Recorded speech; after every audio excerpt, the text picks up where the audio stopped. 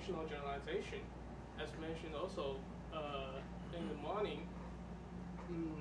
This started from the paper written by Professor Shouchen Zhang and Jiangping Hu about the four-dimensional generalization of the quantum Hall effects. So we may think that it would be also possible to generalize all this kind of phenomenon in 4+1 dimensional setting, and it's may related to some second Chen number, and so it's pretty much like this. So, you guys have any questions or comments? So, thanks, Roshi, who generously leaves us 15 minutes for questions. So you guys shoot. Yeah, please. So regarding the rush bar part, you mentioned that if you, with the inclusion of the rush bar, you could have some emergent SU2. Yeah, it's not clear to me. I'm curious about this point because for Kemeny model, it should be like U1 cross U1, but the inclusion of rush bar will kill the spin U1. Yeah. So there will be no spin conservation. I'm just curious how you. If you add in the rush bar term, you could write down. You could use the 3 poly matrices to write down that rush bar term, and once you have that.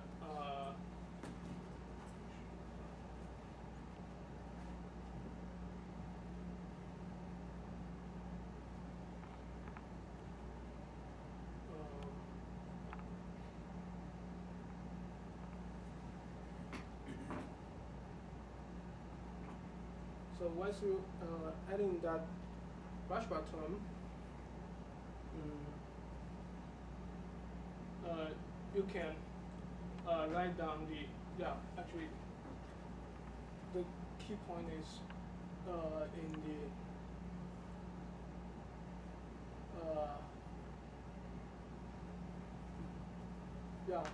the metric trick here. You use some Sternov-Chaba transformation. Once you have that poly matrices, then you could construct this kind of interaction. But here now, this J mu have another additional index, which is related to the 3 poly matrices. And now you could also do this kind of Sternov transformation. Then you will get a gauge field A, which have the additional index of the poly matrices. So you get the SU2 gauge theory here. So are you mentioning that because Hubbard interaction will be different for different indices, so you in the Stranovich-Hubbard transformation, you could have a more different field. Yeah. Okay. Because if you think about the Dirac fermion language for the Kemeny model, so rush bar is basically a back potential type of a perturbation. Yeah. Any more questions? You mentioned this emergent gauge is related to topology. Yeah. Would you require Chen number emergent gauge? The Chen number to have what? What do you mean emergent gauge structure related to topology?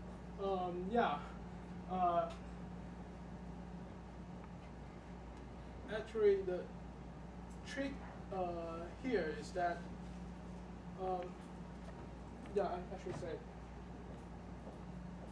all the magic tricks is hidden in this procedure. Actually,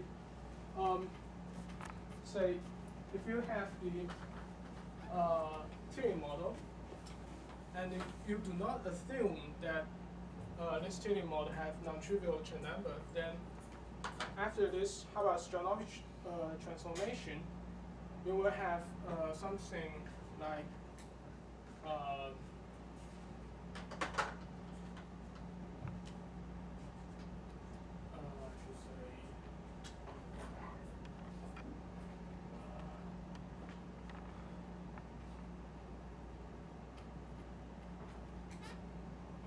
Yeah. If you integrate out the fermions, then you will have terms proportional to the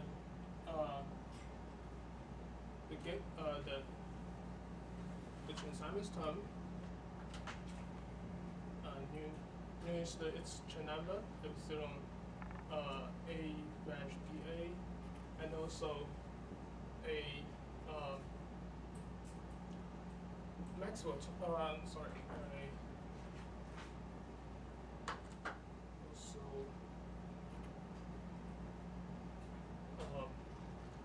an a square term here, which is related starting from the Haber-Sternal transformation. Now we will do a dual transformation that we assume we transform this a mu as some epsilon partial a mu nu rho, and if this term is non-zero, then after this dual transformation, this action will become this new epsilon a dash dA, and this term will due to the Maxwell term. But if this Chern number is 0, this procedure could not be done. You will not get this result. So you will not have the this emergent gauge field here. So in this sense that we require the band structure have non-zero Chern number. So that is the topology here. If the Chern number is 0, we will not get this result. So there will be no gauge theory emerge. So I mean the 0, you look at the Chern-Simons curve, but you still have the Maxwell curve. Yeah. Then that's still gauge theory. Yeah. So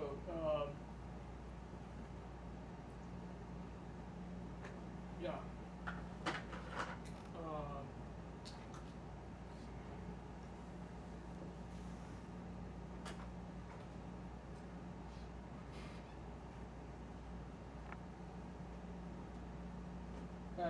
That term here, it is actually proportional to 2m inverse of 2m, and f square m is the proportional to the Dirac mass here. So this term, if we have large Dirac mass, this term will be neglectable. So in that case, the gauge theory is not good enough. Yeah.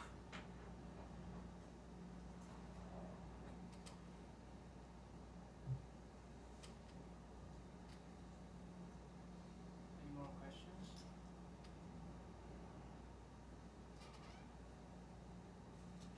If no, let's thank the speaker again. Since our next speaker hasn't shown up yet, we got 5 minutes break probably until he shows up.